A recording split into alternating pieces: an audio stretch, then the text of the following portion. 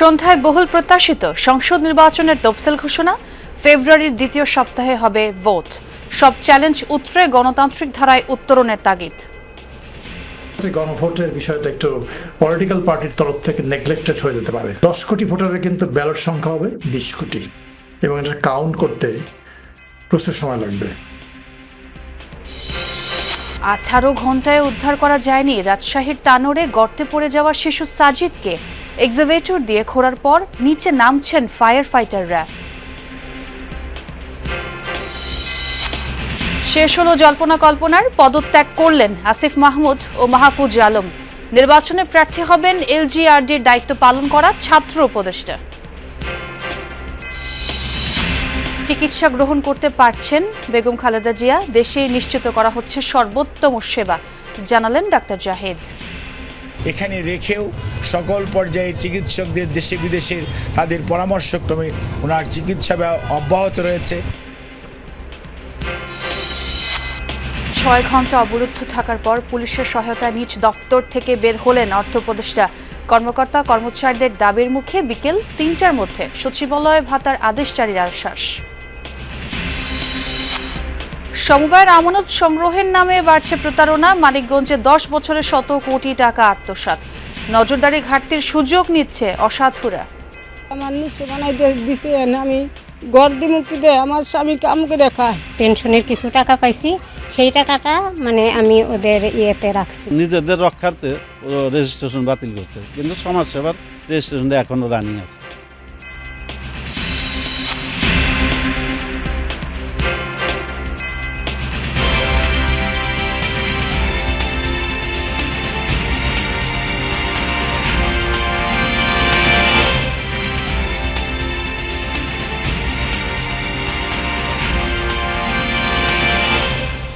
শুভ সকাল, আমন্ত্রণ যমুনা নিউজে। সঙ্গে আছে আমি ছোয়া খন্দকার।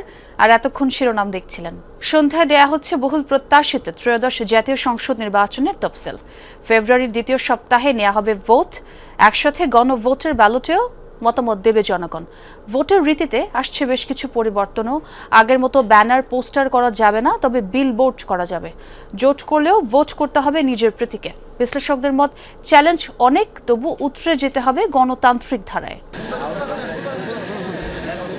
ফুরাচ্ছে দীর্ঘ অপেক্ষার প্রহর, বেজে উঠবে বহুল কাঙ্ক্ষিত ভোটের দামামা। সন্ধ্যায় ঘোষিত হতে যাচ্ছে আসন্ন জাতীয় নির্বাচনের তফসিল। দীর্ঘদিন পর ফেব্রুয়ারির দ্বিতীয় সপ্তাহে ভোট দেওয়ার অপেক্ষায় জনগণ। জুলাইয়ের রক্তক্ষয়ী আন্দোলনের পর দাবি ওঠে সংস্কারের। জুলাই আদেশের বিষয়ে গণভোট নেওয়া হচ্ছে একই সাথে, যেখানে সংস্কারের 4 প্রশ্নে পক্ষে বিপক্ষে মতামত দেবেন ভোটাররা। গণভোটের বিষয়টা একটু পলিটিক্যাল পার্টির তরফ থেকে নেগলেক্টেড হয়ে যেতে পারে। এই জন্যই আমি যেটা কয়েকবার বলেছি যে সরকার, নির্বাচন কমিশন এবং অন্য যারা এটার অংশীদার আছেন তাদেরকে ব্যাপক ভিত্তিক অ্যাওয়ারনেস প্রোগ্রাম করা। এবারে নির্বাচন হবে ভিন্ন আমেজে। পাল্টে যাচ্ছে ভোটের মাঠের চেনা দৃশ্যপট। প্রার্থীদের প্রচারণায় দেখা যাবে না যত্রতত্র ব্যানার ও পোস্টারের জঞ্জাল। নির্বাচনী আচরণবিধিতে কমিশন এবার টেনে ধরছে শক্ত লাগাম। সর্বোচ্চ 20টি বিলবোর্ডে প্রচার করতে পারবেন এক এক প্রার্থী। হাতে গোনা কয়েকটা দেশে পোস্টার আছে, বাট বেশিরভাগ দেশেই পোস্টার বিহীন নির্বাচন হয়। এখন যেহেতু সোশ্যাল মিডিয়ার যুগ, আচরণ বিধিমালা, সেখানে সোশ্যাল মিডিয়ার কি অন্তর্ভুক্ত করা হয়েছে প্রথমবারের মতো। কিন্তু আগে থেকেই কিন্তু দলগুলো এটাকে ব্যবহার করত। সবচেয়ে বড় পরিবর্তন জোটবদ্ধ নির্বাচনে। এবার আর ধার করা প্রতীকে ভোট করার সুযোগ থাকছে না। জোটের শরিক হলেও প্রার্থীদের লড়তে হবে নিজ প্রতীকেই। 20,000 টাকা থেকে জামানত বাড়ছে 50,000 টাকায়। ভোটার প্রতি খরচের সীমা 10 টাকা। দায়িত্ব নেয়ার পর এটাই প্রথম নির্বাচন বর্তমান কমিশনের। এই বিশ্লেষকের মত, এবারের ভোটে চ্যালেঞ্জ অনেক। সেসব উতরে যেতে সহায়তা দরকার সকলের। 80% ভোটার যদি ভোট দেয়, তার মানে 10 কোটি ভোটার ভোট দেবে। আর 10 কোটি ভোটারের কিন্তু ব্যালট সংখ্যা হবে 20 কোটি এবং এটা কাউন্ট করতে প্রচুর সময় লাগবে। পলিটিক্যাল পার্টিরও কিন্তু একটা বিরাট ভূমিকা আছে, কারণ ইলেকশন কমিশনের একার পক্ষে ভালো নির্বাচন উপহার দেওয়া সম্ভব না। গণতন্ত্রের পথে আবারও ফিরতে যাচ্ছে দেশ, সে অপেক্ষায় সাধারণ মানুষ। রাসেল আহমেদ, যমুনা নিউজ, ঢাকা। এর আগে বুধবার বিকেলে আগারগাঁওয়ের নির্বাচন ভবনে এক ব্রিফিংয়ে ইসির সিনিয়র সচিব আক্তার আহমেদ জানান, আজ সন্ধ্যা ৬টায় ঘোষণা করা হবে জাতীয় নির্বাচন ও গণভোটের তফসিল। বলেন, সীমানা নিয়ে এখন পর্যন্ত কোনো জটিলতা না থাকায় ৩০০ আসনেই তফসিল ঘোষণা করা হবে। বুধবার দুপুরে বঙ্গভবনের রাষ্ট্রপতি মোহাম্মদ শাহাবুদ্দিনের সাথে সাক্ষাৎ করেন সিএসি, এএমএম নাসিরউদ্দিন সহ পুরো কমিশন। রেওয়াজ অনুযায়ী তফসিল ঘোষণার আগে নির্বাচন আয়োজনের সার্বিক প্রস্তুতি সম্পর্কে রাষ্ট্রপতিকে অবহিত করে ইসি। নির্বাচনের প্রস্তুতি এবং মাঠ পর্যায়ের অগ্রগতি, রাজনৈতিক পরিস্থিতি, আইন শৃঙ্খলার বর্তমান চিত্র রাষ্ট্রপতিকে জানান তারা। অবাধ ও সুষ্ঠু নির্বাচন আয়োজনে সর্বোচ্চ সহায়তার আশ্বাসও দেন রাষ্ট্রপতি। ভোটের সময়সীমা ১ ঘণ্টা বাড়ানো যৌক্তিক বলেও মত দেন রাষ্ট্রপতি। প্রায় ২ ঘণ্টা বৈঠক শেষে বঙ্গভবন থেকে বের হন সিইসি ও অন্যান্য কমিশনাররা। নির্বাচন ভবনে ফেরার পর বৈঠক নিয়ে ব্রিফিং করেন আক্তার আহমেদ।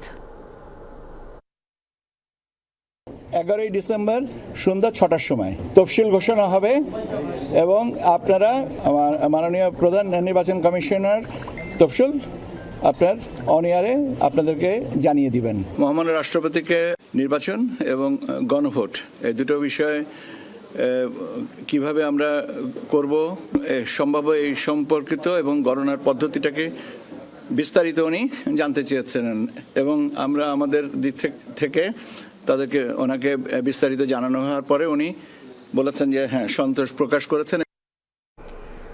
রাজশাহীর তানোরে গভীর নলকূপের প্রায় ৫০ ফুট ভেতরে পড়ে যাওয়ার ১৮ ঘণ্টা পেরিয়ে গেলেও এখনও উদ্ধার করা সম্ভব হয়নি ২ বছরের শিশু সাজিদকে। ফায়ার সার্ভিস জানিয়েছে ৩৫ ফুট গভীর গর্ত করে নিচের দিকে নামতে শুরু করেছেন ফায়ার ফাইটাররা। ভোরে রাজশাহী ফায়ার সার্ভিসের সহকারী পরিচালক দিদারুল আলম জানান, ৩৫ ফুট নামার পর শিশুটিকে না পাওয়া গেলে বিকল্প ব্যবস্থা নেওয়া হবে। বুধবার দুপুর ১টার দিকে উপজেলার কয়েলহাট গ্রামে মায়ের সাথে খেলতে গিয়ে গভীর নলকূপের খোলা মুখ দিয়ে ভেতরে পড়ে যায় সাজিদ। আর খবর পেয়ে দুপুর ১:৩০ থেকে উদ্ধার অভিযান শুরু করে ফায়ার সার্ভিসের ৩টি ইউনিট। কূপের ভেতরে অক্সিজেন সরবরাহের চেষ্টাও করেন তারা। এছাড়া এক্সকাভেটর মেশিন দিয়ে রাতভর চলে মাটি খননের কাজও। এখন এক্সকাভেটরের মাটি খনন প্রায় শেষ পর্যায়ে। এখন আমাদের ফায়ার ব্রিগেডের আমাদের ইউনিট নামছে। আমরা যে ৩৫ ফিট তারা খনন করেছে, ৩৫ ফিটের মধ্যে আমরা যদি ভিকটিম যদি পাই তাহলে তো ইনশাল্লাহ ভালো, আর যদি না পাই তাহলে আন্ডারগ্রাউন্ডের জন্য আমরা আবার অন্য চেষ্টা করতে হবে।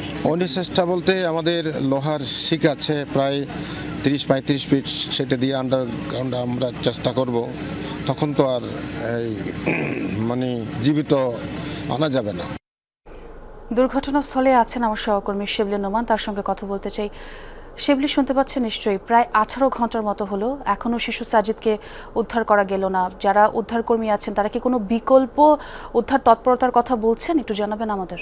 ছোঁয়া, এখন পর্যন্ত বিকল্প উদ্ধার তৎপরতার কথা তারা বলছেন না, কারণ তারা যে পরিকল্পনা করে আসলে এখন থেকে ১৭ ঘন্টা বা তার কিছু বেশি সময় আগে এই উদ্ধার অভিযানটি শুরু করেছিলেন, পরিকল্পনাতেই তারা অটল রয়েছেন এবং অনুযায়ী তারা আসলে এই উদ্ধার যে খনন যন্ত্র দিয়ে এটি প্রায় ৩৫ ফুট পর্যন্ত খুঁড়ে ফেলা হয়েছে এবং গভীর নলকূপের যে গর্তটি, সেই গর্তটি ভেতরে যে শিশুটি পড়ে গেছে তার পাশে কিন্তু এই ৩৫ ফিট পর্যন্ত খোঁড়া হয়েছে এবং এখন যদি একটু দেখানোর চেষ্টা করি, যে দেখতে পাচ্ছেন যে উদ্ধারকর্মী যারা তারা সেই জায়গাটিতে আসলে ওই ৩৫ ফুট পর্যন্ত তারা সুড়ঙ্গ খুঁড়ে আসলে নিচে নেমে উদ্ধার করার চেষ্টা চালাচ্ছেন।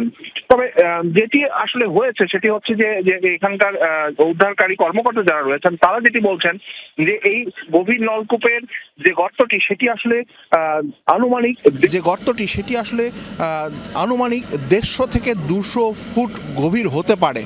এখন যেহেতু এই যে ১৭-১৮ ঘন্টা পেরিয়ে গেছে, এখন এই অবস্থাতে যে শিশুটি পড়ে গেছে সেই শিশুটি আসলে ঠিক এই গভীরতার কোন পর্যায়ে আটকে রয়েছে সেটিও আসলে একটি বড় প্রশ্নের ব্যাপার। এবং আপনি যেটি বললেন যে বিকল্প উদ্ধার তৎপরতা বা উদ্ধারের কৌশল, সেটি তারা তখনই প্রয়োগ করবেন বা সেটি চিন্তা করবেন যখন এই ৩৫ ফুট যেটি খোঁড়া হয়েছে তার মধ্যে যদি এই শিশুটিকে তারা না পান, সেক্ষেত্রে তারা বিকল্প পথে যাবেন বা বিকল্প পথে যাওয়ার কথা চিন্তা করবেন। তবে সেই ক্ষেত্রে তারা একটি নেতিবাচক আশঙ্কার কথা আমাদেরকে জানিয়েছেন উদ্ধার কর্মকর্তারা যে যদি 35 ফুটের মধ্যে যদি পাওয়া না যায় তারপরে যে প্রক্রিয়াটি সেই প্রক্রিয়াটিতে গেলে আসলে জীবিত উদ্ধার করার কোনো আশা আসলে তারা দেখেন না।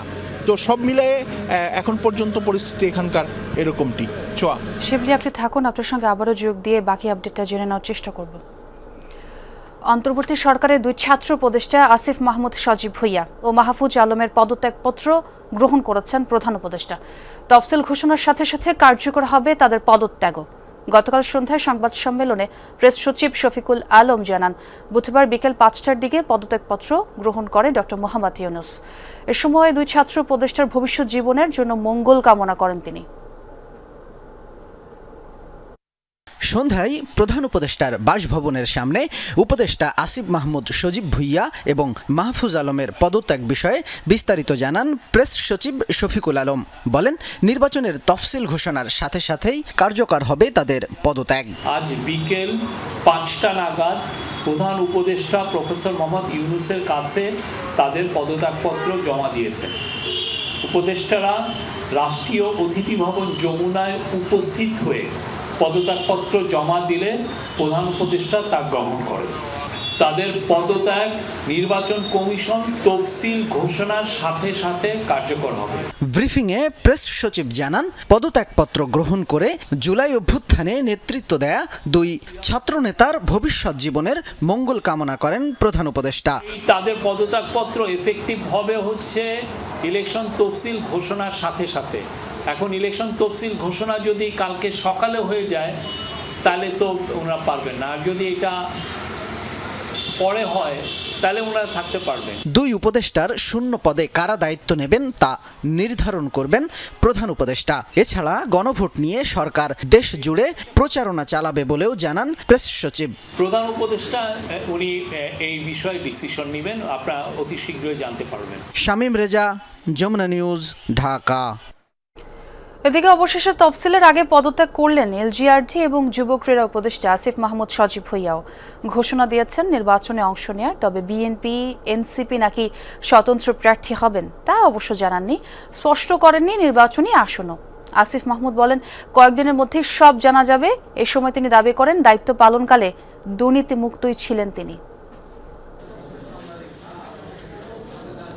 পদত্যাগের আগে শেষ বেলায় মন্ত্রণালয়ে আসিফ মাহমুদ সজীব ভুইয়া বিদায়ের বার্তা দিয়ে তুলে ধরেন এলজিআরডি এবং যুব ও ক্রীড়া মন্ত্রণালয়ে দায়িত্ব পালনকালে নেয়া নানা কার্যক্রম। আমরা মোট 23টি প্রকল্প নিয়েছি এবং 24টি প্রকল্প কমপ্লিট করেছি লাস্ট 1 ইয়ারে। আসিফ মাহমুদ দায়িত্ব পালনকালীন সময়ে তার এপিএসকে দুর্নীতির অভিযোগে পদত্যাগ করতে হয়। উপদেষ্টার বিরুদ্ধেও নির্বাচনী এলাকায় বরাদ্দ, পদায়ন ও পদোন্নতিতে আর্থিক লেনদেন এবং প্রকল্পে কমিশন গ্রহণের অভিযোগ নিয়ে আলোচনা ছিল, তবে এসব অভিযোগ অস্বীকার করেছেন তিনি।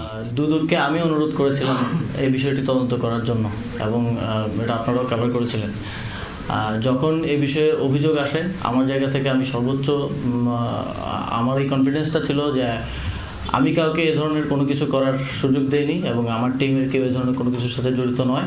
এই প্রজেক্টটা এখনও পাস হয়নি এবং এই প্রজেক্টটা আপনারা জানেন যে তফসিল হয়ে গেলে আর কোনো একনেক বৈঠক হবে না, তো এই সরকার আমলে পাস হচ্ছে না। ফলে এই যে অভিযোগ এবং বাস্তবতার মধ্যে একটা ফারাক আছে। পদত্যাগের আগে সম্পদের হিসাব বিবরণী জমা দিয়েছেন আসিফ মাহমুদ, সারেন্ডার করেছেন কূটনৈতিক পাসপোর্টও।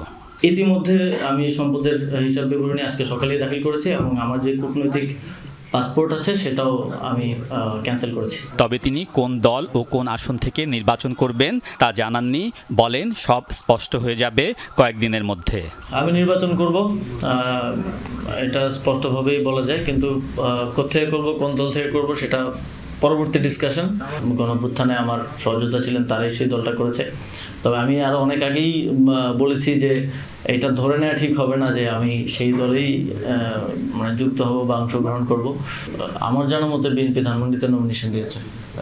এই ধরনের স্পেকুলেশন, অনেক ধরনের স্পেকুলেশন হয়েছে। আই থিঙ্ক যে আপনাদের জায়গা থেকে বস্তুনিষ্ঠ তথ্যের প্রতি আসলে মনোযোগটা দেওয়া উচিত। গণ অভ্যুত্থানে নেতৃত্ব দেয়া ছাত্রনেতা আসিফ মাহমুদ সজীব ভুইয়া 8 আগস্ট যুব ও ক্রীড়া উপদেষ্টা হিসেবে শপথ নিয়েছিলেন। এর পাশাপাশি কিছুদিন শ্রম উপদেষ্টা হিসেবে থাকলেও পরে দায়িত্ব পালন করেছেন সরকারের গুরুত্বপূর্ণ মন্ত্রণালয় এলজিআরডির। আবার দেখা হবে হয়তো অন্য কোনো জায়গায়। আলমগীর স্বপন, যমুনা নিউজ, ঢাকা। আইসিইউতে সংকটাপন্ন অবস্থায় চিকিৎসা নিচ্ছেন বিএনপি চেয়ারপারসন বেগম খালেদা জিয়া। চিকিৎসা গ্রহণ করতে পারছেন তিনি, সাড়াও দিচ্ছেন। এসব তথ্য জানিয়েছেন বিএনপি চেয়ারপারসনের ব্যক্তিগত চিকিৎসক ডাক্তার AZM জাহিদ হোসেন। বলেন, দেশেই খালেদা জিয়ার সর্বোত্তম সেবা নিশ্চিত করা হচ্ছে, তবে যে কোনো প্রয়োজনে দেশের বাইরেও নেওয়া হতে পারে তাকে। লিভার কিডনির জটিলতা আগেই ছিল।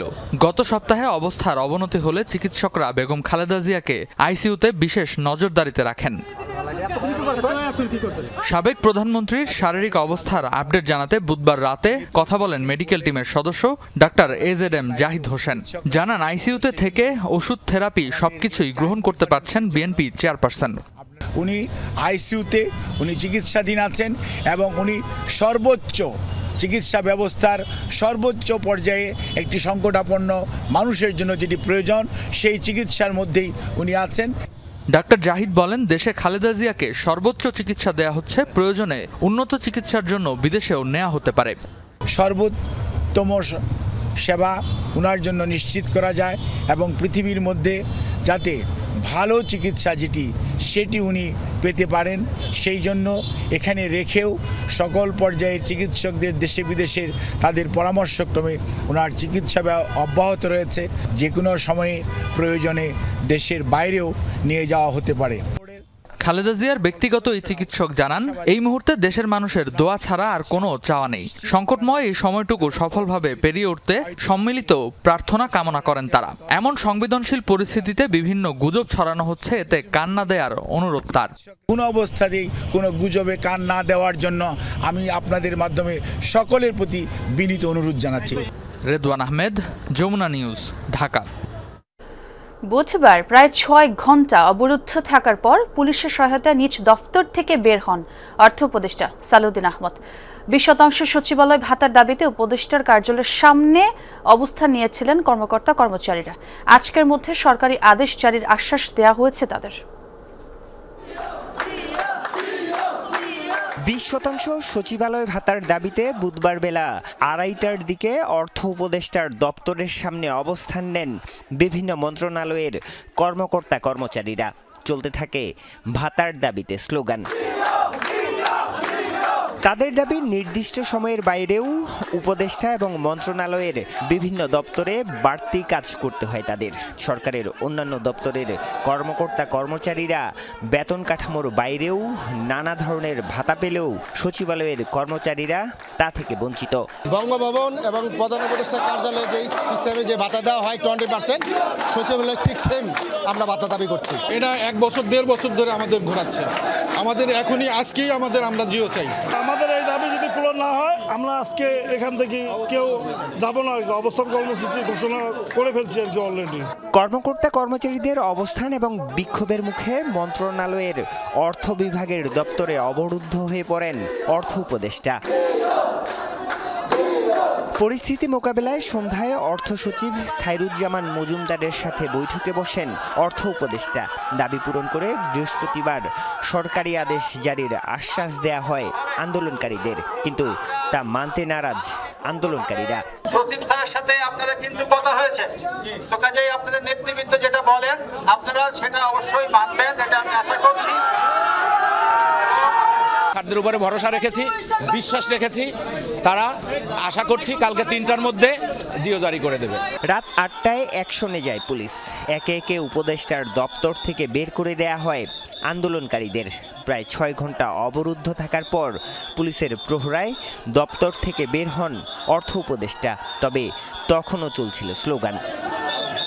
এর আগে গত 22 জুন সরকারি চাকরি অধ্যাদেশ বাতিলের দাবিতেও অর্থ বিভাগের সামনে অবস্থান নিয়ে বিক্ষোভ করেছিলেন কর্মকর্তা-কর্মচারীরা। আরিফুর রহমান সবুজ, যমুনা নিউজ, ঢাকা। সমবায় মানে সহযোগিতা, উন্নয়ন আর সঞ্চয়ের নিরাপদ জায়গা, এই ছিল সাধারণ মানুষের ধারণা। কিন্তু বাস্তবে চিত্রটা এখন সম্পূর্ণ উল্টো।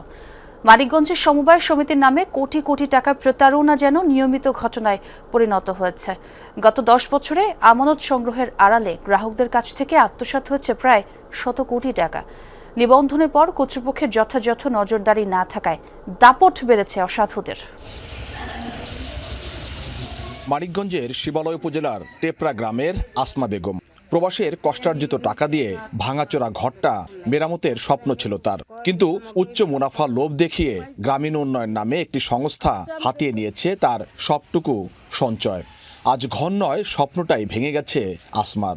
আমার নিঃস্ব বানাই দিছে, আমি ঘর দিমু কি দে, আমার স্বামী কাম করে খায়, কামলা দিয়ে খায়, আমি বাস কাজ নিয়ে থাই কিংবা থাহুম কাছে গেছি, কয় দিমু ভাবি দিমু, এনে ওরা পলাইছে। বেশি মুনাফার লোভ দেখিয়ে এই এলাকার 3 শতাধিক মানুষের কাছ থেকে গ্রামের আলো ও গ্রামীণ উন্নয়ন সংস্থার নামে প্রায় 5 কোটি টাকা আমানত সংগ্রহ করে একটি চক্র। তাদের প্রতারণায় আজ নিঃস্ব অসংখ্য পরিবার। আমাকে লোভ দেখাইছে, আমরা ওই লোভে করছি, আমরা তো গরিব মানুষ। স্বামী স্টক করে মারা গেছে, সেখান থেকে পেনশনের কিছু টাকা পাইছি, সেই টাকাটা মানে আমি ওদের ইয়েতে রাখছি। বিশেষ কারণে টাকা দিয়ে ওদের এনজিওতে নিয়ে রাখছি। অনেক মানুষ মানাও করছিল, কিন্তু যে আমরা গরিব মানুষ, অশিক্ষিত মানুষ, লোভে পড়ছি। সংস্থা দুটির অফিস এখন তালাবদ্ধ বাসাবাড়ি। স্থানীয়রা বলছেন, টাকা আত্মসাতের অভিযোগ ওঠার পর গা ঢাকা দেয় কর্মকর্তা কর্মচারীরা। লোকজন আস্তে আস্তে ওরা আস্তে আস্তে প্রয়োজনীয় মানে জিনিসপত্র সরাইয়া ওরা পরে একবারই ফালাইছে। ফ্যামিলি ভাড়া হয়ে গেছে, এসে টুকায়। অনুসন্ধান বলছে, সমবায় ও সমাজসেবার নিবন্ধন নিয়ে আবার অনেক সময় কোনো নিবন্ধন ছাড়াই মানিকগঞ্জে গত 10 বছরে অন্তত 20টি সংস্থা গ্রাহকের প্রায় 100 কোটি টাকা হাতিয়ে নিয়েছে। কিন্তু বেশিরভাগ প্রতারকই রয়েছে ধরাছোঁয়ার বাইরে। লক্ষ লক্ষ টাকা নিছে গ্রামীণ উন্নয়ন বই দেয়, সেটা সমবায় অফিস থেকে এই রেজিস্ট্রেশনটা নিছে। কিন্তু সমবায় অফিসারে আমরা একদিন বলছিলাম যে এই যে আপনি রেজিস্ট্রেশন দিলে আপনি দেখেন না, কয় ওরা তো কার্যক্রম চালাই নেয়। অভিযোগ যাওয়ার পরে তারা নিজেদের রক্ষার্থে রেজিস্ট্রেশন বাতিল করছে, কিন্তু সমাজসেবার রেজিস্ট্রেশনটা এখনো রানিং আছে। একের পর এক কথিত সংস্থার নামে গ্রাহকের টাকা আত্মসাৎ হলেও সমাজসেবা ও সমবায় অফিসের কাছে নেই কোনো সমন্বিত তথ্য। অভিযোগ, কর্তৃপক্ষের যথাযথ নজরদারির অভাবেই এমন ঘটনা ঘটছে, যদিও তা অস্বীকার করছেন সংশ্লিষ্টরা।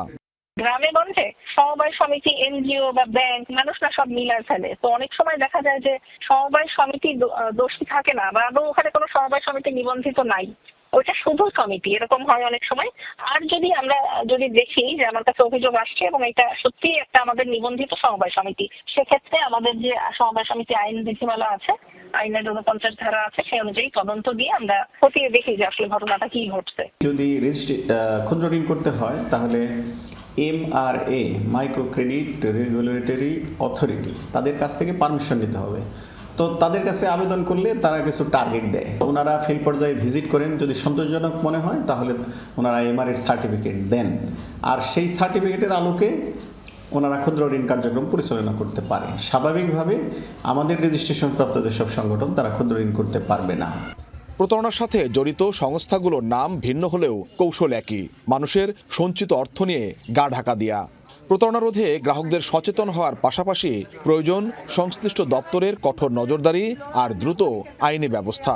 না হলে আরও পরিবার হারাবে সঞ্চয়ের স্বপ্ন, আর থামবে না এই প্রতারণার চক্র। এই মত স্থানীয়দের। DM Khorshed, Jamuna news, Manikganj. দর্শক, আমরা এবার একটু রাজধানীর বাইরে শীতের সবজির দরদাম এবং কৃষকদের বর্তমান অবস্থা সম্পর্কে জানতে চাই। চাঁপাইনবাবগঞ্জ থেকে আমার সহকর্মী মনোয়ার হোসেন জুয়েল আমার সঙ্গে যোগ দিয়েছেন। জুয়েল, কেমন চলছে শীতের বাজার? সরবরাহ কেমন? বাজারে দরদাম নিয়ে ক্রেতারা কোনো অভিযোগ করেছেন কিনা? সেই সাথে কৃষকরা কি তাদের ন্যায্য মূল্য পাচ্ছে? কি দেখছেন অবস্থা জানাবেন। আমি আসলে আজকে সকালবেলায় এই শীতের সকালে চাঁপাইনবাবগঞ্জের সদরঘাট অর্থাৎ পুরাতন বাজার, যেখানে পাইকারি আড়ত রয়েছে, সেখানেই মূলত রয়েছি। এই বাজারটি সকাল থেকেই আসলে মুখরিত হয়ে ওঠে। আর শীতের সময় বিশেষ করে আমি যদি একটু দেখাই, অনেকটাই কিন্তু উৎসব মুখর বলা যেতে পারে, মানে ভরপুর ক্রেতা বিক্রেতা এবং পর্যাপ্ত পরিমাণ সবজি কিন্তু বাজারে আজকে আমদানি হয়েছে। পাশাপাশি যেই ধরনের সবজিগুলো অনেক পাওয়া যাচ্ছিল না শীতের মধ্যে, সেগুলো কিন্তু চলে এসেছে। বিশেষ করে টমেটো এখন অনেকটাই পাওয়া যাচ্ছে, বেশি আমদানি হয়েছে। অন্যান্য যে শীতপণ্য আছে, ফুলকপি, পাতাকপি, এর বাইরে যে পণ্যগুলো রয়েছে সবগুলোই কিন্তু মোটামুটি বাজারে রয়েছে। এগুলোর দাম কিন্তু অনেকটাই কম বলছেন ক্রেতারা বিগত দিনের চাইতে। যেমন ফুলকপি এখন প্রায় 20 টাকা কেজির মধ্যে পাইকারি বাজারে পাওয়া যাচ্ছে। পাশাপাশি 14 টাকা কেজি পাতাকপি বা অন্যান্য যে সবজি রয়েছে, সিম রয়েছে, সেইগুলোও কিন্তু এখন বাজারে অনেকটাই সুন্দর এবং ভালোভাবেই পাওয়া যাচ্ছে। সেক্ষেত্রে বলা যেতে পারে যে চাঁপাইনবাবগঞ্জের বাজারে শীতের সবজি ক্রেতারা খুশি, কিন্তু যদি সেটা কৃষক পর্যায়ে বলি, সেক্ষেত্রে কিন্তু কৃষকের মূল্য অনেকটাই কমে গেছে। অর্থাৎ চাষির ক্ষেত্রে কিন্তু বাজার দরটা অনেকটাই স্বাভাবিক নয়। তারা বলছেন তারা এখন মূল্য পাচ্ছেন না। জুয়েল, অনেক ধন্যবাদ যোগ দিয়ে আপডেট জানানোর জন্য। বাজারে উঠতে শুরু করেছে মুড়ি কাটা পেঁয়াজ। কয়েক বছরের ক্ষতি পুষিয়ে নেওয়ার আশা ফরিদপুরের কৃষকদের। বলছেন গেল কয়েক মৌসুমে ভালো ফলন হয়নি, পাওয়া যায়নি ভালো দামও। চাষিরা দাবি তুলেছেন এই মৌসুমেই আমদানি বন্ধ করার। কৃষি বিভাগ বলছে ভোক্তার কথা বিবেচনায় নিয়ে সীমিত পরিসরে আমদানির সুযোগ দেওয়া হয়েছে। দেশের দ্বিতীয় বৃহত্তম পেঁয়াজ উৎপাদনের জেলা ফরিদপুর। মুড়িকাটা, হালি ও দানা এই তিন জাতেরই আবাদ হয়। বছরে এই সময়টাতে চরম ব্যস্ত সময় পার করতে হয় চাষিদের। একদিকে মুড়িকাটা জাত ঘরে তোলা, অন্যদিকে হালি জাতের রোপণ করা। গত কয়েক বছরে আবহাওয়া অনুকূলে না থাকায় ফলন ভালো হয়নি, বাজারে ছিল না কাঙ্ক্ষিত দামও। সব মিলিয়ে পরপর কয়েক বছরে লোকসান গুনতে হয় চাষিদের। কিন্তু এবছর ফলন যেমন ভালো হয়েছে, বাজারে ভালো দামও পাওয়া যাচ্ছে। 2 বছরে আমরা পরপর লস খাইছি। এইবার আমাদের ফলনও ভালো এবং বীজের দামও কম। ফলন হিসেবে আর এই হিসাবে এবার যে দাম আছে সেই হিসেবে কৃষক লস খাওয়ার কোনো সম্ভাবনা কম। দাম আছে, যদি এই দামের দাম থাকে তাইলে কৃষক বাঁচবে, নাইলে বাঁচবে না।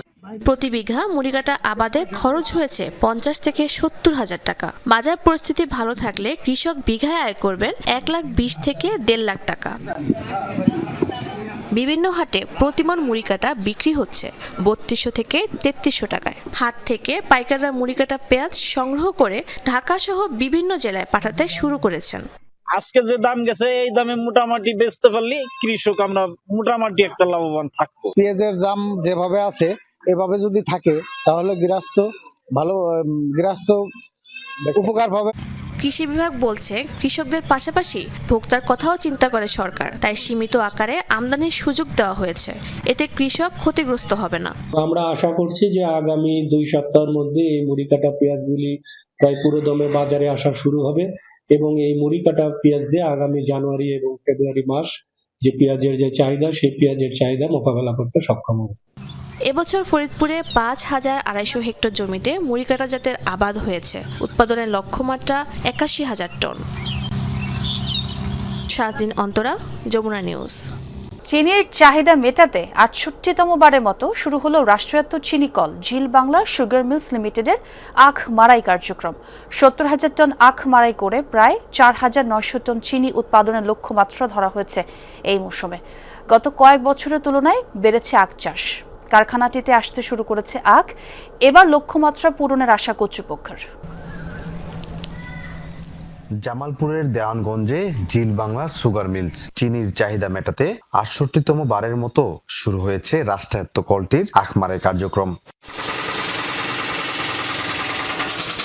এবছর 70,000 মেট্রিক টন আখ মারাই করে 4,900 মেট্রিক টন চিনি উৎপাদনের লক্ষ্যমাত্রা নির্ধারণ করা হয়েছে। চাষিদের আখ চাষে উদ্বুদ্ধ করতে আখের দাম বাড়িয়ে প্রতিমন ধরা হয়েছে 250 টাকা। দাম বেশি পাওয়ায় খুশি চাষিরাও। আখ আবার দেখুন মিল থেকে সুযোগ সুবিধা অনেক দিছে, চাষিদের সার বিষ এবং মিল থেকে চাষিদেরকে লোন পর্যন্ত দেওয়া হইতেছে। এখন এবারকা আসলে কুশেরের ফলন ভালো, মানে কুশেরের চাষ যাই করছে চাষিরা সব দিক দিয়ে ভালো হয়েছে, ফলনগুলো ভালো। এবারকা যেহেতু কুশের একটু বাড়ানোর পরে একটু এখানকার ফলনও বেশি, এখন আম করে পোষায় আর কি। তো নগদে যে রেট, তো ভালো রেট দিছে, তো ইনশাল্লাহ আশা করি যে রেট দিছে এই রেট আমাদের পোষাবো আর কি। গত বছরের তুলনায় এবারে লক্ষ্যমাত্রা আরো বেশি। পর্যাপ্ত ফলন মাঠে থাকায় লক্ষ্যমাত্রা পূরণে আশাবাদী মিল কর্তৃপক্ষ। গত মৌসুমে আমাদের লক্ষ্যমাত্রা ছিল ৫,০০০, সেখানে আমরা ৫,০১০ অর্জন করেছিলাম। এবার সেই হিসাবে আমাদের আখ প্রাপ্তি হয়েছিল ৭২,০০০ মেট্রিক টন। এবছর আমাদের লক্ষ্যমাত্রা আছে তার চেয়ে বেশি, ৫,৩০০ একর জমিতে আমরা আখ নিয়ে মাড়াই কার্যক্রম অলরেডি শুরু করেছি। কারখানাটিতে অন্য কোনো পণ্য অন্তর্ভুক্ত করা হবে কিনা তা ফিজিবিলিটি স্টাডির মাধ্যমে জানা যাবে বলে জানান বাংলাদেশ চিনি ও খাদ্য শিল্প কর্পোরেশনের পরিচালক। কেরুর আন্ডারেই যদি আরেকটি ইউনিট চালু করতে পারি এবং সেই যদি লিকার যদি তৈরি করা সম্ভব হয়, আমাদের পরিকল্পনা আছে যে এটা ফরেনে বা বিদেশে এটাকে যদি আমরা করি, দেশীয় বাজার বিক্রি না করে, তাহলে এটাকে লাভজনক করা সম্ভব। প্রতিষ্ঠার পর থেকে ৪৮ বার লোকসান গুনতে হয় প্রতিষ্ঠানটিকে। পুঞ্জীভূত এই লোকসানের পরিমাণ দাঁড়িয়েছে প্রায় ৭০,০০০ কোটি টাকা। সাগর ফরাজি, যমুনা নিউজ, জামালপুর। আজ ১১ ডিসেম্বর আন্তর্জাতিক পর্বত দিবস। পাহাড় পরিবেশ রক্ষা এবং টেকসই পাহাড় ব্যবস্থাপনার গুরুত্ব তুলে ধরতেই বিশ্বব্যাপী এই দিবস পালিত হয়। কিন্তু রাঙামাটির পাহাড়গুলো আজ নানা কারণে বিপন্ন। পাহাড় কাটা, বন উজাড় এবং অপরিকল্পিত বসতির কারণে ঝুঁকি বাড়ছে মানুষের জীবন, সে সাথে প্রকৃতি আর প্রতিবেশেরও। পর্বত রক্ষায় প্রয়োজন টেকসই নীতিমালার। রাঙামাটির সবুজ পাহাড়, কৃত্রিম কাপ্তাই লেক আর ঝর্ণাময় নৈসর্গিক সৌন্দর্য বহু বছর ধরে প্রকৃতিপ্রেমীদের কাছে ঢেকে চলেছে। কিন্তু জনসংখ্যার চাপ, বেপরোয়া পাহাড় কাটা আর নির্বিচারে বন নিধনে এই পাহাড় এখন হুমকির মুখে। বনজ সম্পদ আহরণ, পাথর উত্তোলন আর পরিকল্পনাহীন বসতি শুধু পাহাড়কেই বিপন্ন করেনি, বর্ষার সময়ে ভূমিধসের ঝুঁকিও বহুগুণে বাড়িয়েছে। সীতারাম পাহাড়, কাপ্তাই জাতীয় উদ্যান সহ রাঙামাটির অসংখ্য পাহাড় আজ পরিবেশগত বিপর্যয়ের মুখে। এতে যেমন কমেছে জীববৈচিত্র্য, তেমনি ক্ষতিগ্রস্ত হচ্ছে কৃষি, পর্যটন আর স্থানীয় অর্থনীতি। ব্যক্তিগত বা প্রাতিষ্ঠানিক স্বার্থের চেয়ে কিন্তু আমাদের পাহাড়কে রক্ষা করার স্বার্থটা বেশি বর্তমানে জরুরি। তাহলে পাহাড় বাঁচলে বন বাঁচবে, বন বাঁচলে পরিবেশ বাঁচবে, পরিবেশ বাঁচলে কিন্তু আমরা সবাই বাঁচবো, আর না হয় কিন্তু আমাদের অনেক ক্ষতির সম্মুখীন হতে হবে। পার্বত্য চট্টগ্রামের পাহাড়গুলো নিয়ে এখনও পূর্ণাঙ্গ ও হালনাগাদ কোনো সমীক্ষা নেই। এমনকি পরিবেশ রক্ষায় নীতিমালা থাকলেও এর বাস্তব প্রয়োগ খুবই সীমিত। স্থাপত্য নির্মাণের কৌশল আছে, সে স্থাপত্য নির্মাণ কৌশলগুলো অবলম্বন করতে হবে, আইনের সঠিক প্রয়োগ করতে হবে। অবশ্যই যারা পাহাড় নিধন করে তাদেরকে আইনের আওতায় আনতে হবে এবং সেটা কোনো অবস্থাতেই যেন কোনোভাবেই ছাড় না পায়।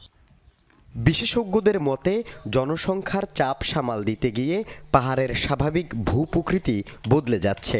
পরিকল্পনা ছাড়া আবাসন নির্মাণ, পাথর উত্তোলন ও বনজ সম্পদ আহরণ পাহাড়ের প্রতিবেশ একেবারেই নষ্ট করে দিচ্ছে। কৃষিটা একটা বড় ভূমিকা রাখে পাহাড়কে অপরিকল্পিতভাবে ব্যবহারের জায়গায়। তো যেহেতু মানুষ বাড়ছে, বলছিলাম, মানুষ বেড়ে যাওয়ার কারণে শুধু কৃষি কেন, বন, জীববৈচিত্র্য সব জায়গায় এক ধরনের বিরূপ প্রভাব আমরা লক্ষ্য করছি। আন্তর্জাতিক পর্বত দিবসে পাহাড়বাসীদের প্রত্যাশা প্রাকৃতিক পাহাড় অক্ষুণ্ণ রেখে উন্নয়নের পথ খুঁজে বের করা। পাহাড় আমাদের জন্য কি প্রয়োজন এবং পাহাড় না থাকলে আমাদের কি ক্ষতি হবে, এবং পাহাড় যদি আমরা ধ্বংস করি, ইচ্ছাকৃতভাবে কাটি, তাহলে সেক্ষেত্রে আমাদের আইনে কি বলা আছে সেই বিষয়গুলো আমরা অবগত করার জন্য চেষ্টা চালিয়ে যাচ্ছি। টেকসই নীতিমালা, কঠোর আইন প্রয়োগ এবং জনসচেতনতা, এই তিনটি পারে রাঙামাটি সহ দেশের পাহাড়গুলোকে রক্ষা করতে। আল আমিন শিকদার, যমুনা নিউজ। ইউনেস্কো সাংস্কৃতিক ঐতিহ্যের তালিকায় এবার বাংলাদেশের টাঙ্গাইল শাড়ি জিআই স্বীকৃতির পর বিশ্বমঞ্চে নতুন করে স্বীকৃতি পাওয়ায় তাঁত শিল্পে যোগ হয়েছে এক নতুন মাত্রা। বিলুপ্তির পথে থাকা হাতে বোনা শাড়ি নিয়ে আবারও নতুন উদ্যমের স্বপ্ন দেখছেন কারিগররা। স্বীকৃতি পর্যন্তই নয়, টাঙ্গাইল শাড়িকে আরও সমৃদ্ধ করতে রাষ্ট্রীয়ভাবে কার্যকরী পদক্ষেপের দাবি জানিয়েছেন তারা। তাঁতের শব্দ আর সিঁদুর রাঙা লাল সোনালি সুতোয় তাঁতির শৈল্পিক ছোঁয়ার মিশেলে তৈরি হবে অসামান্য এক শিল্পকর্ম টাঙ্গাইল শাড়ি। বিলুপ্তির ভয় কাটিয়ে স্বীকৃতি পেল বিশ্বমঞ্চে। টাঙ্গাইল শাড়ি, জামদানি সিল্ক, বালুচুরি বা তোসরের মতো হরেক রকমের নান্দনিক নকশা আর আরামদায়ক হয় নারীদের পছন্দের তালিকায় থাকে শীর্ষস্থানে। অথচ যুগের পর যুগ ঐতিহ্যকে ধারণ করে আসে এসব শিল্পকর্ম হারানোর পথে। আধুনিকতার অগ্রগতিতে সে খবর যেন অনেকটাই চাপা পড়েছিল। শাড়িটা বিখ্যাত জানি, তাঁতের শাড়ির জন্য টাঙ্গাইল অনেক বিখ্যাত, এই জন্য আসলাম আমরা। নারীকে শাড়িতেই মানায়, তাই আমরা এই তাঁতের শাড়ি আমার আপুর থেকে আমি দেখেছি, দেখে এখানে আসছি। এতদিন আমরা এগুলা কিছু পাইনি, জিআই পণ্য পেলাম, এরপরে আবার ইউনেস্কোর স্বীকৃতি পেয়ে আমরা খুবই আনন্দিত। মেশিনের তৈরি কাপড়ের কারণে চাহিদা কমছে হাতে তৈরি কাপড়ের, কঠিন হয়ে পড়েছে কাজ এবং ন্যায্য মজুরি পাওয়া। একসময় তাঁতের শব্দে মুখর জেলার পাথরাইলের তাঁতপল্লীও চলছে ধুকে ধুকে। তাঁত শিল্পে বহুত সমস্যা, এই গাঁথা তাঁতের জন্য পাওয়ারলুম, হ্যান্ডলুম এগুলি একদম মসল বানিয়ে দিচ্ছে। এদের যদি সরকার কোনো একটা ভাতা সিস্টেম বা যে কোনো একটা সিস্টেম করতো, তাহলে এই তাঁত শিল্পটা বেঁচে থাকতো। টেনশন দেওয়া উচিত যে এরা বুড়া হয়ে গেছে, কত বছর ধরে তাঁত নাই, কিছু কিছু বোনাস দেওয়া উচিত। 83 সালে থেকে কাজ করতেছি, এই একই কাজ, স্বীকৃতি দিচ্ছে শুনতেছি, কিন্তু আমাকে তো কোনো লাভ হইতেছে না। ইউনেস্কোর ইনট্যাঞ্জিবল কালচারাল হেরিটেজ অব হিউম্যানিটির তালিকায় অন্তর্ভুক্তির জন্য মনোনীত হওয়ায় আনন্দিত এই শিল্পের সাথে জড়িতরা। আবার নতুন করে ব্যবসায় সমৃদ্ধির আশায় বুক বেঁধেছেন তারা। টাঙ্গাইল শাড়িটা তো আমাদের বাপ দাদার আমল থেকেই সারা পৃথিবী এই টাঙ্গাইল শাড়িটাকে চেনে, কিন্তু আমরা নতুন করে একটা প্রাণ খুঁজে পেলাম। কারণ আমাদের যে 5,500 তাঁত ছিল, প্রায় অনেক তাঁতি বিলুপ্তির পথে ছিল এবং প্রায় অর্ধেকের নিচে নেমে আসছে বিভিন্ন মেটেরিয়ালের কারণে, শ্রমিকের সংকটের কারণে। সব দিক থেকে আমরা পিছিয়ে যাচ্ছি। আমাদের গভর্নমেন্ট যদি একটু একটা পরিকল্পনা করে, আমরা তো তাদের কাছে টাকা পয়সা চাচ্ছি না, আমাদের যদি একটা পরিকল্পনা করে, আমাদের নিয়ে যদি একটা সুন্দরভাবে একটা সেট আপ সৃষ্টি করে, তাহলে কিন্তু আমরা এটার সুফলটা আমরা 2030-32-এই পাবো। টাঙ্গাইল শাড়ি শুধু ফ্যাশন নয়, গর্বিত সংস্কৃতিরও পরিচয়। ইউনেস্কোর মঞ্চে এই শাড়ির জয়যাত্রা বস্ত্রের সাথে কারিগরদের নিরলস সাধনারও জয়। সম্ভাবনাময়ী এই পণ্যের অগ্রযাত্রা আরও দূর এগিয়ে নিতে সকলের সহায়ক ভূমিকার দাবি তাঁতি ও ব্যবসায়ীদের। আফরোজা লামিয়া, যমুনা নিউজ। এবার ভেনেজুয়েলা উপকূল থেকে একটি তেলবাহী ট্যাঙ্কার জব্দ করেছে যুক্তরাষ্ট্র। মার্কিন কোস্টগার্ড নেতৃত্বাধীন একটি দলের অভিযানে আটক করা হয় নৌযানটি। এই মিশনে অংশ নেয় যুক্তরাষ্ট্রের 2টি হেলিকপ্টার, 10 কোস্টগার্ড বাহিনী, 10 মেরিন সহ বিশেষ বাহিনীর বেশ কয়েকজন সদস্য। অভিযানটির একটি ভিডিও প্রকাশ করেছে ওয়াশিংটন। অভিযোগ উঠেছে নিষেধাজ্ঞা থাকা সত্ত্বেও ভেনেজুয়েলা থেকে তেল নিয়ে ইরান যাচ্ছিল ট্যাঙ্কারটি। নৌযানটির নাম দ্য স্কিপার, তবে এর মালিকানার বিষয়টি খোলাসা করেনি যুক্তরাষ্ট্র। এই ঘটনার তীব্র নিন্দা জানিয়েছে ভেনেজুয়েলা প্রশাসন। ওয়াশিংটনের বিরুদ্ধে চুরির অভিযোগ তুলে বিবৃতি দিয়েছে কারাকাস। ভেনেজুয়েলার আকাশসীমা লঙ্ঘনের অভিযোগ উঠেছে 2 মার্কিন যুদ্ধ বিমানের বিরুদ্ধে। যুক্তরাষ্ট্রের সংবাদপত্র মায়ামি হেরাল্ডের এক প্রতিবেদনে এমন দাবি করা হয়েছে। এতে বলা হয়, ভেনেজুয়েলার দ্বিতীয় বৃহত্তম শহর মারাসাইবো থেকে মাত্র 100 মাইল দূরত্বে উঠছিল যুক্তরাষ্ট্রের 2টি F-18 মডেলের ফাইটার জেট। আনুমানিক 40 মিনিট ধরে ভেনেজুয়েলার আকাশসীমায় অবস্থান করে সেগুলো। ফ্লাইট রাডার 24-এর ট্র্যাকারেও ধরা পড়ে যুদ্ধ বিমানগুলোর গতিবিধি। এছাড়াও ভেনেজুয়েলা উপকূলের একদম কাছে উঠতে দেখা যায় যুক্তরাষ্ট্রের একটি ট্রাইটন ড্রোনকে। অঞ্চলগুলোতে ভেনেজুয়েলার গুরুত্বপূর্ণ সামরিক ঘাঁটি, তেল পরিশোধনাগার ও উৎপাদন কেন্দ্র অবস্থিত। প্রায় 6 দশক আগে যে অরাজকতার মধ্য দিয়ে বিভক্ত হয়েছিল ইয়েমেন, তা সংশোধনের আশায় 1990 সালে আবার একত্র হয়েছিল 2 অংশ। কিন্তু বদলায়নি পরিস্থিতি। গোষ্ঠীগত দাঙ্গা, আরব বসন্তের প্রভাবে সরকার পতন, একের পর এক বিদ্রোহী গোষ্ঠীর উত্থান, সৌদি আরব, আরব আমিরাত সহ বিদেশি হস্তক্ষেপে বিপর্যস্ত মধ্যপ্রাচ্যের দেশটি রাজনৈতিক অর্থনৈতিক বিপর্যয়ে পরিণত হয়েছে বর্তমান বিশ্বের অন্যতম দুর্ভিক্ষ কবলিত অঞ্চলে। এর মধ্যে আবার দক্ষিণ অংশে বিদ্রোহী গোষ্ঠী STCর তৎপরতা আর স্বাধীনতার দাবি নতুন করে অস্থিরতা তৈরি করেছে ইয়েমেনে। ক্রমশ জটিল থেকে জটিলতর হচ্ছে মধ্যপ্রাচ্যের দেশ ইয়েমেনের পরিস্থিতি। দেশটিতে 1 দশকেরও বেশি সময় ধরে চলমান গৃহযুদ্ধ মোড় নিতে পারে আরও ভয়াবহ কোনো বিপর্যয়ে। ঘটনার শুরু 1967 সালে ব্রিটিশ শাসন অবসানের পর থেকে। উত্তর ও দক্ষিণ দুই ভাগে বিভক্ত হয়ে যায় ইয়েমেন। তবে সোভিয়েত ইউনিয়নের পতনের পর পাল্টে যায় পরিস্থিতি। রাজনৈতিক ও আর্থিক পৃষ্ঠপোষকতা থেকে বিচ্ছিন্ন হয়ে নানা ঘটনা প্রবাহের জেরে আবারও এক হতে রাজি হয় সাম্যবাদী দক্ষিণ ইয়েমেন। কিন্তু এদিকে অব্যাহত থেকে যায় দুপক্ষের মধ্যকার দ্বন্দ্ব। ঠিক একই সময়ে উত্থান ঘটে হুতি বিদ্রোহীদের। এই সময়ে সংঘটিত গেরিলা যুদ্ধ আর উত্তর ইয়েমেনের রাজনৈতিক আধিপত্য বিস্তারকে কেন্দ্র করে 1994 সালে বড় যুদ্ধে জড়ায় তারা, যা শেষ হয় উত্তরাঞ্চলীয় সরকারের বিজয়ের মধ্য দিয়ে। এরপর আসে 2011 সালে ঐতিহাসিক আরব বসন্ত। পতন হয় দীর্ঘ 2 দশকেরও বেশি সময় ধরে ক্ষমতায় থাকা প্রেসিডেন্ট আলী আবদুল্লাহ সালেহ এর। বিভাজন দেখা দেয় দেশটির সামরিক বাহিনীতেও। অন্তর্বর্তীকালীন সরকারের ভঙ্গুর অবস্থা ও চলমান অস্থিতিশীলতার সুযোগে মাথাচাড়া দেয় হুতি বিদ্রোহীরা। 2014 সালের শেষ দিকে নিয়ন্ত্রণ নেয় রাজধানী সানার। ফলে দক্ষিণে পালিয়ে যায় অন্তর্বর্তীকালীন সরকার। এদিকে ইরানের মদতপুষ্ট হুতিদের উচ্ছেদে তৎপর হয় তেহরানের আরেক আঞ্চলিক প্রতিদ্বন্দ্বী সৌদি আরব। তাদের মধ্যস্থতায় দেশটিতে গঠিত হয় আন্তর্জাতিক স্বীকৃত সরকার। এরপর দক্ষিণের গুরুত্বপূর্ণ শহর এডেন থেকে পুরোপুরি উচ্ছেদ করা হয় হুতিদের। এই টানাপোড়েনের মাঝেই দক্ষিণ ইয়েমেনের স্থানীয় বেশ কিছু গোষ্ঠী মিলে গঠন করে একটি রাজনৈতিক ও সামরিক জোট, যা আরব আমিরাতের মদতপুষ্ট হয়ে 2017 সালে আত্মপ্রকাশ করে সাউদার্ন ট্রানজিশনাল কাউন্সিল বা এসটিসি নামে। দক্ষিণ অংশ থেকে বিতাড়িত হয়েও উত্তরের সানা ও পশ্চিমের লোহিত সাগরের গুরুত্বপূর্ণ কিছু এলাকা এখনও হুতি বিদ্রোহীদের দখলে। অন্যদিকে গুরুত্বপূর্ণ বন্দরনগরী এডেনের পাশাপাশি দক্ষিণ অংশের বেশিরভাগ অঞ্চলের নিয়ন্ত্রণ সাউদার্ন ট্রানজিশনাল কাউন্সিল এসটিসি এর হাতে। ইয়েমেন থেকে হুতিদের সম্পূর্ণরূপে নিশ্চিহ্নের পাশাপাশি দক্ষিণাঞ্চলকে আবারও আলাদা রাষ্ট্র হিসেবে স্বীকৃতি দেওয়ার চেষ্টায় বিক্ষোভে নেমেছে দক্ষিণাঞ্চলীয় এই বিদ্রোহীরা, যার জেরে 35 বছর পর আবারও বিভক্ত হওয়ার শঙ্কায় রয়েছে ইয়েমেন। সাবরিনা নুসরাত, যমুনা নিউজ। দর্শক, এই ছিল যমুনা নিউজে। পরের ঘন্টা খবর দেখার আমন্ত্রণ রইল। ধন্যবাদ সবাইকে।